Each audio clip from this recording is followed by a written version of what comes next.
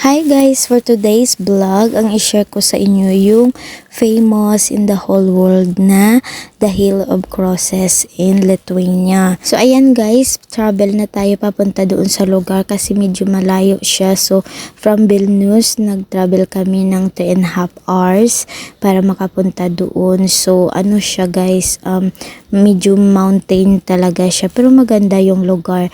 And then sa on the way namin, ayan makita natin yung mga cow. So ito yung mga cow na kinukuhaanan ng milk para sa fresh milk at sa ginagawa nilang cheese.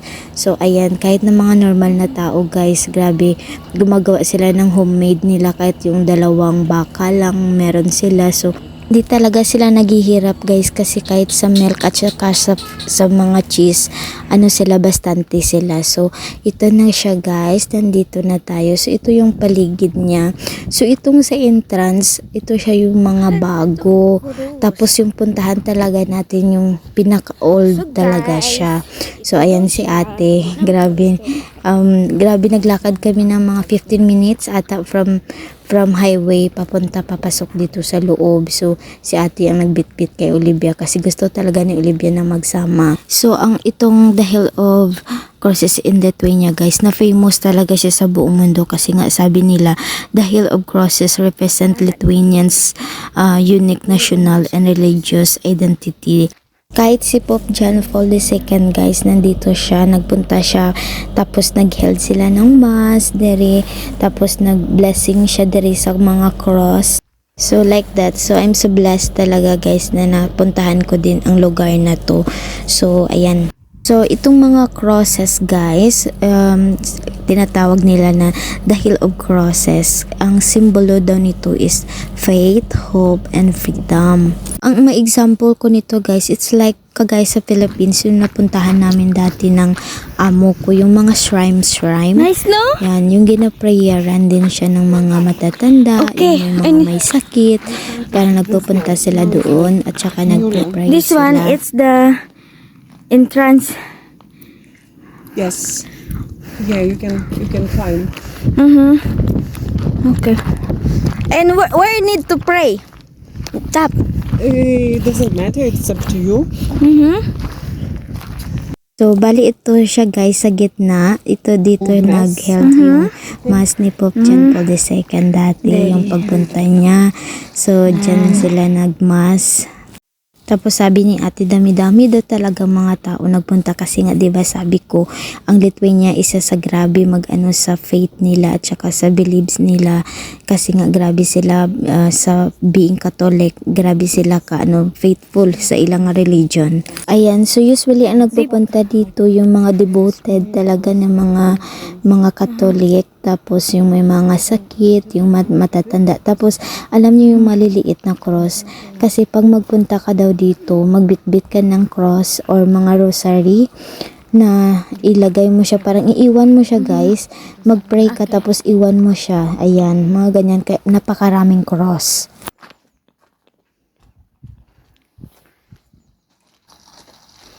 Grabe, no?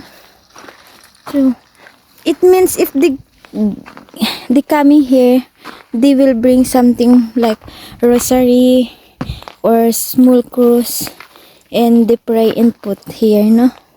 But we don't have. It's like a. You mean they bring crosses? Yeah. And leave here. Ayan, guys. And not only crosses. Also, you see this like stone thing with cross. And this is the oldest part of this hill. And the other one, it's new one. Yeah. Which is like developed. So I will go up. So ayan guys, hindi lang may mga sakit ang nagapunta dito or yung mga faithful believers. Syempre nagapunta dito yung may mga hinihiling. For example, may hinihiling about sa work, about sa exam, or about sa basta yung mga personal kahilingan mo, pwede. Ayan, parang lucky charm.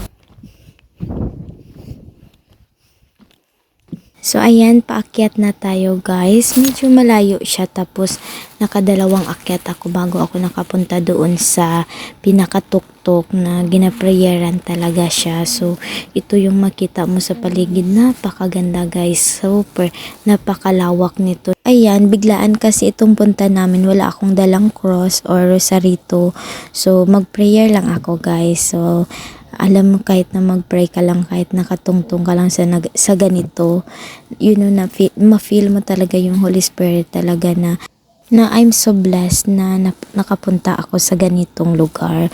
So, ayan, ito siya guys, napakalawak. Ito siya yung picture sa taas. Ayan siya, napakalaki yan guys.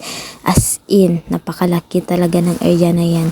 So, yung pupuntahan ko guys sa pinakataas niya, ito yung area na dito nag-prayer, at saka dito talaga mismo sa lugar nag-prayer si Pope John Paul II. So, bali, ito siya, ito, ayan, yung pupuntahan ko na may isang akyatan pa siya. Ito talaga siya ang pinaka-main at saka pinaka-old, yung pinaka-main na kung mga parang dyan talaga nag-start yung lahat bago kumalat lahat ng cross sa paligid. So ito yung siya ang pinaka-main. So doon ako mag-prayer. So ayan guys, malapit na tayo, nakikita ko na si Mama Mary. So here in Lithuania, many people believe the crosses crop up at the end of the 19th century after an apparition of the Virgin Mary holding baby Jesus, as the believers to cover the holy place with these icons. So kaya ang makita mo dito sa main, sa pinakagitna niya, sa pinakataas, puro Mama Mary na siya guys. So dito ako mag-pray. So ayan, kahit na wala akong dalang cross or rosarito, I believe na sana i-grant din nila yung mga wishes ko, yung mga prayer ko.